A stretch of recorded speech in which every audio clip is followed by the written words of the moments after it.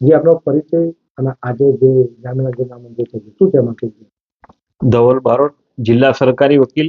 આજ રોજ જે આરોપી શકીલભાઈ ઉસ્માન ગની વોરા, જેઓની જામીન અરજી આજ રોજ એડિશનલ સેશન્સ કોર્ટે નામંજૂર કરેલી છે. જે બનાવની વિગત એવી છે કે આ કામના આરોપી શકીલભાઈ વોરા, જેઓની સેવાલિયા ખાતે હમઝા રેસિડેન્સી નામની સાઇટ અત્યારે હાલ ચાલુ છે. જે સાઇટની આગળના ભાગે કેજીએન સોસાયટી આવેલી છે. આ સાઇટ ઉપર જવા માટે ખૂબ જ મોટા વાહનો, ડમ્પરો આવ્યા. તે જે રસ્તાનો ઉપયોગ કરે છે તે કેજીએન સોસાયટીના રસ્તાનો ઉપયોગ કરતા હતા. જેના કારણે કેજીએન સોસાયટીના રહીશોને ખૂબ જ પારાવાર મુશ્કેલીઓ વેઠવી પડતી હતી. પોતાના બાળકો બહાર રસ્તા ઉપર નતા રમી શકતા. જેના કારણે કેજીએન સોસાયટીના રહીશો દ્વારા જ્યારે આ આરોપી શકીલભાઈ ઉસ્માન ગની વોરા, તેઓને કહેવામાં આવે છે કે આ મોટા વાહનો બીજા રસ્તેથી લઈ જાઓ, ત્યારે આ બંને પક્ષો વચ્ચે એટલે કેજીએન સોસાયટીના રહીશો અને આ બિલ્ડર વચ્ચે બોલાચાલી થાય છે.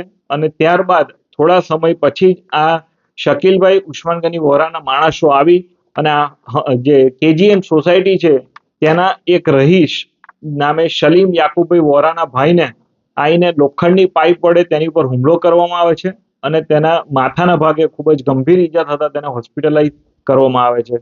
જ્યારે આ ઈજા પામનાર હોસ્પિટલમાં હોય છે તે સમયે આ કામના જે આરોપી છે શકીલભાઈ ઉસ્માન ગની વોરા, તે પોતાની પાસેની રિવોલ્વર લઈને કેજીએન સોસાયટી ખાતે અન્ય આરોપીઓ સાથે મળીને જાય છે અને કેજીએન સોસાયટીના રહીશો ત્યાં એકત્રિત થયેલા હોય છે ત્યારે પોતાની પાસેની રિવોલ્વર વડે 5 રાઉન્ડ જેટલું ફાયરિંગ કરે છે અને તમામ સોસાયટીના રહીશોને ભયમાં મૂકી દે છે.